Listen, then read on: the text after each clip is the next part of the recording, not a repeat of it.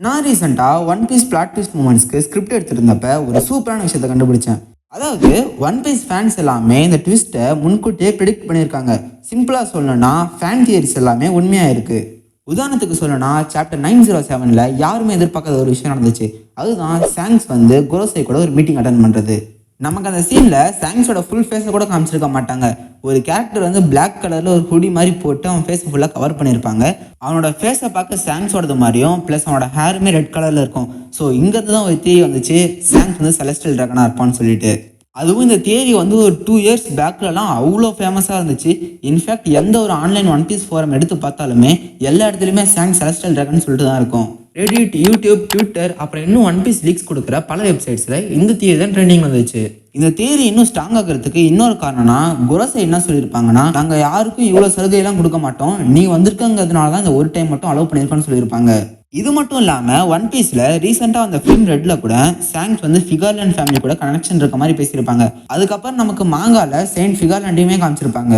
இதுக்கப்புறமா மாங்காத காட்வேல் இன்சிடென்ட்டை பற்றி சொல்கிறப்ப அங்கே வந்து செலஸ்டியல் ட்ராகன்ஸை ப்ரொடெக்ட் பண்ணுறதுக்காக காட் நைட்ஸ் அந்த இடத்துல ஸ்டேஷன் பண்ணப்பட்டிருப்பாங்க.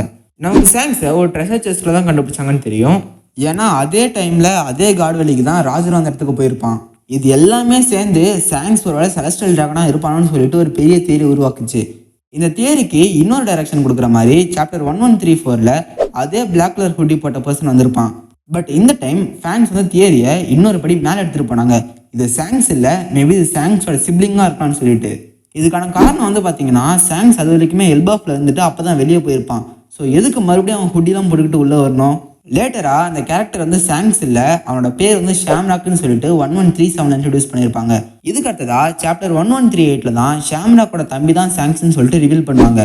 இத்தனை வருஷம் ஃபேன்ஸ் தியரைஸ் பண்ணது எல்லாமே இது மூலயமா உண்மையாக இருக்கும். நம்ம எதிர்பார்த்த மாதிரி சாங்ஸ் ஒரு செலஸ்டியல் ட்ராகன், அது கூடவே சாங்ஸ்க்கு ஒரு அண்ணனும் இருக்கான். அடுத்து பார்க்க போகிறது சாஞ்சோட ட்ரூ ஐடென்டிட்டி. நமக்கு அளவாஸ்த ஆர்க்லேயே சாஞ்சு க்ரொக்கடைல் கிட்ட பேசுகிறப்ப மிஸ்டர் பிரின்ஸ்னு சொல்லிட்டு இன்ட்ரடியூஸ் பண்ணியிருப்பான். அப்போ ஆரம்பித்த தியரி தான் ஒருவேளை சாஞ்சி வந்து பிரின்ஸாக இருப்பான்னு சொல்லிட்டு. ஏன்னா நமக்கு சாஞ்சி செஃப்பாக இருக்கிறதுக்கு முன்னாடி ரொம்ப சின்ன பையனாக இருந்திருப்பான். பட் சாஞ்சியோட அப்பா அம்மா யாருன்னு சொல்லிட்டு நமக்கு காமிச்சிருக்க மாட்டாங்க. அது கூடவே சாஞ்சிக்கும் அதை பற்றி பேசுறதுக்கு விருப்பம் இல்லாத மாதிரி தான் காமிச்சிருப்பாங்க. சாஞ்சி சின்ன பையனாக இருந்து செஃப்பை பார்த்தப்ப அவன் ஈஸ்ட் ப்ளூவில் இருந்தான். பட் சாஞ்சி அவன் சின்ன வயசில் இருந்தப்ப நார்த் ப்ளூவில் வளர்ந்துருக்கதா சொல்லியிருக்கான்.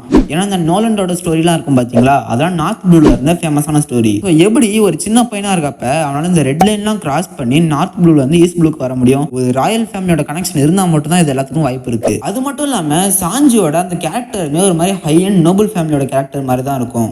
சாஞ்சியோட காஸ்டியூம்ஸாக இருக்கட்டும், இல்லை அவனோட ஸ்டைலான லைட்டராக இருக்கட்டும், இது கூடவே சாஞ்சி வந்து உமனை பிரின்சஸ் மாதிரி ஒரு ரெஸ்பெக்டோட தான் ட்ரீட் பண்ணிட்டு இருப்பான்.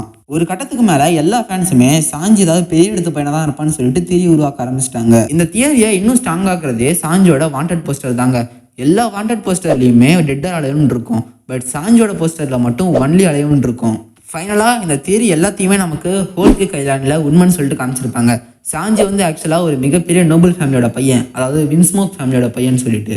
இந்த தியரியை ரொம்பவே சூப்பராக பில்டப் பண்ணியிருப்பாங்க. ஏன்னா ஸ்டார்டிங்கில் அவன் மிஸ்டர் பிரின்ஸ்னு சொல்கிறதா இருக்கட்டும், அது கூடவே அவனோட மிஸ்டரியான பேக்ரவுண்டாக இருக்கட்டும், இது எல்லாமே இந்த தியரியை இன்னுமே சூப்பராகுச்சு. பட் அடுத்து உண்மையான தியரி தான் எனக்கு பர்சனல் ஃபேவரட். அதுதான் பக்கி வந்து ஒரு யோங்கோ ஆகிறது. இந்த தியரிக்கு வந்து மொத்தம் 2 பார்ட் இருக்குங்க.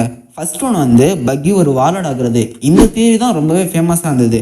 செகண்ட் ஒன் பக்கி வந்து ஒரு யோங்கோ ஆகுறது. இந்த தியரி வந்து மற்ற தியரிஸ் அளவுக்கு பெருசாக பேசப்படல, பட் ஆனாலுமே இது வந்து ஒரு அன்எக்ஸ்பெக்டட் மூமெண்ட்டாக தான் இருந்துச்சு. நம்ம ஆர்டர் வைஸாகவே போயிடலாம். ஒன் பீஸ் அனிமியோட டைஹார்ட் ஃபேன்ஸ் எல்லாருக்குமே தெரியும் பக்கி வந்து சாதாரணமான ஆளுன்னு சொல்லிட்டு. ஏன்னா இந்த ஒரு கேரக்டருக்கு சுற்றி இருக்க ஹைப் இருக்கே, லிட்டரலாக கேரக்டருக்கு ஹைப் இல்லை, ஹைப்பு தான் கேரக்டரு. ஏன்னா பாருங்க, தலைவன் சின்ன வயசுலேயே ராஜர் பைரட்ஸ்ல இருந்திருக்கான். அதுக்கப்புறமா சாங்ஸ் வந்து ஒரு பைரட் கூட வேலை செஞ்சுட்டு இருந்தப்ப அவனோட ஃப்ரெண்டாக இருந்திருக்கான். இன்ஃபேக்ட் சொல்ல போனோம்னா பக்கி வந்து சின்ன வயசுலேருந்தே சாங்ஸ் கூட வளர்ந்த அவனோட பெஸ்ட் ஃப்ரெண்டு. இதுக்கப்புறம் இம்பல் டவுனில் மாட்டிக்கிட்டு லூஃபியோட ஹெல்ப்போட எந்த ஒரு வேலையுமே பண்ணாமல் பக்கி ஒரு பெரிய ஆர்மியை தனக்கு பின்னாடி வச்சுக்கிட்டு வெளியே தப்பிச்சு வந்திருப்பான். அந்த இடத்துல பக்கியை ஃபாலோ பண்ணுறவங்களும் எதுக்கு ஃபாலோ பண்ணணும்னு தெரியாமல் பக்கியை ஃபாலோ பண்ணிட்டு இருப்பாங்க. ப்ளீச்சில் எப்படி ஐசன் எல்லாமே என்னோட பிளான்னு சொல்கிறானோ அதே மாதிரி தான் இங்கேயும் பக்கி சொல்லிட்டு இருப்பான். பட் இதில் காமனான விஷயம் என்னன்னா, அது எல்லாரும் நம்பிட்டும் இருப்பாங்க. ஸோ இங்கேருந்து தாங்க இந்த தியரி ஸ்டார்ட் ஆச்சு. தலைவன் எதுவுமே பண்ணாமல் இவ்வளோ பெருசாக இருக்கான், ஒருவேளை இவனை இன்னும் வாலாடாக்கிடுவாங்களோன்னு சொல்லிட்டு பார்த்தா இவனை வாலாடாவும் மாற்றிட்டாங்க. இதுக்கப்புறம் வானோவார்க்கு போயிட்டு இருக்கப்ப மோஸ்ட்லி எல்லாருமே ஓரளவுக்கு முடிவு பண்ணிட்டாங்க, கைடோ பிக்மம் இவங்க 2 பேருமே டிஃபீட் ஆகிடுவாங்க, ஒயிட் பீடும் செத்துட்டான். ஒருவேளை லூஃபி யோங்கோ ஆகிட்டா சாங்ஸு லூஃபின்னு சொல்லிட்டு 2 யோங்கோ தான் இருப்பாங்க. மேபி பக்கி மாதிரி ஒரு ஆள் வந்து அந்த இடத்த ஃபில் பண்ணலான்னு சொல்லிட்டு நிறைய பேர் நம்பிட்டு இருந்தாங்க. பட் உண்மை என்னன்னா பக்கி ஒரு கோவம் மாறிட்டு இருப்பான். இது கூடவே பக்கி வந்து தான் பக்கத்துல மிஹாக்கியும் குரோக்கடைலையும் வச்சுக்கிட்டு மெரைன்ஸ்க்கு ஆப்போசிட்டா ஒரு அசோசியேஷனே நடத்திட்டு இருப்பான். லிட்டரலா மெரைன்ஸ் தான் பைரட்ஸ் மேல பவுண்டி போடுவாங்க. இங்க பார்த்தா பக்கி வந்து அவங்க மேல பவுண்டி போட்டுட்டு இருப்பான். இப்போ நான் வந்து ஃபர்ஸ்ட் பக்கியை பத்தி ஒரு தியரி வைக்கிறேன். மேபி பக்கி வந்து ஒன் பீஸ்ல கண்டுபிடிக்கிறதுல ஒரு மிகப்பெரிய பார்ட்டை ப்ளே பண்ணுவான். யாருக்கு தெரியும், 4th போனிக்லிஃப் வந்து பக்கி கிட்ட கூட இருக்கலாம். நீங்க இந்த தியரியை பத்தி என்ன நினைக்கிறீங்கன்னு சொல்லிட்டு கமெண்ட்ல போடுங்க. அடுத்தது லோலாவோட அம்மா பிக் மாமன்னு சொல்லிட்டு தியரி உருவாக்குனது. நமக்கு த்ரில்லர் பார்க்ல லோலா வந்து நாமி கிட்ட அசால்ட்டா ஒரு விவர் கார்டை கொடுத்துக்கிட்டு, இந்த விவர் கார்டை வச்சுக்கோ, இது ஆக்சுவலாக எங்க அம்மாவோடது, எங்க அம்மா வந்து ரொம்பவே ஒரு ஸ்ட்ராங்கான பைரட்னு சொல்லியிருப்பா. அந்த பாயிண்ட் ஆஃப் டைம் வரைக்கும் நமக்கு எந்த ஒரு ஃபீமேல் பைரட்ஸையும் அவ்வளோ ஸ்ட்ராங்காக காட்டல. பட் ஒன்ஸ் மெரைன்ஃபோர்ட் ஆர்க்கு அப்புறமா இந்த எம்பரர்ஸ் பற்றிலாம் இன்ட்ரோ கொடுத்தாங்க. அந்த இடத்துல பிக் மாமை காமிச்சாங்க. ஸோ அங்கிருந்து தான் இந்த தியரி ஸ்டார்ட் ஆச்சு. இது கூடவே நமக்கு ஃபிஷ்மேன் ஐலாண்டில் பிக் மாமோட ஜாலி ராஜரை காமிச்சிருப்பாங்க. அந்த ஜாலி ராஜரையும் லோலாவோட ஃபேஸையும் ஓரளவுக்கு மேட்ச் பண்ணி இந்த தியரியை இன்னுமே ஸ்ட்ராங் ஆக்குனாங்க.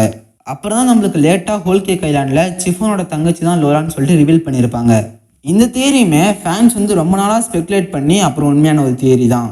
அடுத்த தியரி சாபோ வந்து உயிரோட இருக்காங்கிற தியரி தான். ஏன்னா நமக்கு மெரைன்ஃபோர்ட் ஆர்க்கு அப்புறமா ஃப்ளாஷ்பேக்கில் லூஃபிக்கு ஏஸ் கூட சேர்த்து இன்னொரு அண்ணன் இருக்கதா ரிவீல் பண்ணியிருப்பாங்க. அவன் பேர் தான் சாபோ. சாபோ அவனோட சிச்சுவேஷன்ஸ்னால கொஞ்சம் சீக்கிரமாகவே பைரட் ஆகணும்னு சொல்லிட்டு கடலுக்கு போவான். பட் அன்ஃபார்ச்சுனேட்லி சாபோ வந்து ஒரு செலஸ்டியல் டிராகனோட வழியில் போயிடுவான். அதனால செலஸ்டியல் டிராகனை அவனை சுட்டு தள்ளிடுவாங்க. அதுல இருந்து லூஃபியும் ஏஸும் சாபோ செத்துறான்னு சொல்லி தான் நம்பிட்டு இருந்தாங்க. பட் இந்த தியரி ஸ்டார்ட் ஆகிறதுக்கு ஒரு மெயின் ரீசனே ஓடா சென்சே தான். ஏன்னா பல கால் ஸ்டோரிஸில் ஒரு சின்ன சின்ன ஹிண்ட்ஸ்லாம் கொடுத்துட்டு இருந்தாரு. இது மட்டும் இல்லாமல் சாப்டர் 589ல் டிராகன் வந்து ஏதோ ஒரு மிஸ்டீரியஸ் பர்சனை காப்பாற்றி கூட்டு வர மாதிரி காமிச்சிருப்பாங்க. அந்த இடத்துல ஸ்டார்ட் ஆச்சு இந்த தியரி. அதுக்கப்புறம் அதை ட்ரெஸ்ரோஸ் ஆர்க்கில் தான் ட்ரூன்னு சொல்லிட்டு நம்மளுக்கு ப்ரூவ் பண்ணாங்க. அட்லீஸ்ட் லூஃபியோட பிரதர்ஸில் ஒருத்தனாவது உயிரோட இருக்காங்கிறது நம்மளுக்கு ஒரு சின்ன ஹாப்பியான ரிவியூட்டாக தாங்க இருந்துச்சு. சரி வாங்க அடுத்த தியரிக்கு போகலாம். என்ன கேட்டால் ஒன் பீஸ் ஃபேன்ஸ் யோசிச்சதுலே ரொம்பவே சூப்பரான தியரி நான் இதை தான் சொல்லுவேன். அதுதான் 5 இயர்ஸ்க்கு மேலே இன்னொரு அத்தாரிட்டி யாரோ இருக்காங்க. ஏன்னா நமக்கு ஸ்டார்டிங்கில் இந்த 5 இயர்ஸ் தான் இருக்கிறதுலே ஓல்டு கவர்மெண்டோட சுப்ரீம் அத்தாரிட்டின்னு காமிச்சிருப்பாங்க. ஒஹாரா இன்சிடென்ட்லாம் இவங்க ஆர்டர் கொடுத்ததுனால தான் ஒஹாராவை ஃபுல்லாகவே அழிச்சிருப்பாங்க. பட் அதுக்கப்புறம் லேட்டாக தான் நம்மளுக்கு ஒரு எம்டிஆர் இருக்கிற த்ரோன் ஒன்று காமிச்சிருப்பாங்க. ஸோ ஒன் பீஸ் ஃபேன்ஸ் வந்து என்ன தியரி உருவாக்குனாங்கன்னா, மேபி இந்த த்ரோனில் கிங் ஆஃப் பைரட்ஸ் உட்காந்துருக்கலாம். இல்லைன்னா அந்த த்ரோனில் உட்காரது மூலயமா ஒன் பீஸ் நம்மளால் அடைய முடியும். இது மாதிரி பல தியரி உருவாக்குனாங்க. அதில் ஒரு தியரி தான், ஒருவேளை அந்த த்ரோனில் உட்காடுறவங்க ஏதாவது ஃபைனல் பஸ்ஸாக இருப்பாங்களோன்னு சொல்லிட்டு. ஒன் பீஸில் நிறையவே வில்லன்ஸ் இருக்காங்க. பட் மற்ற அனிமீஸ் எல்லாத்துலேயும் பார்த்தா எங்கேருந்து வரணும்னு தெரியாமல் ஒரு வில்லன் புதுசாக பிறந்து வருவான். பார்த்தா அவன் தான் ஃபைனல் வில்லனாக இருப்பான். ஸோ அது மாதிரி ஒன் பீஸில் ஏன் ஒரு வில்லன் இருக்கக்கூடாதுன்னு எல்லாம் யோசிச்சுட்டு இருந்தாங்க.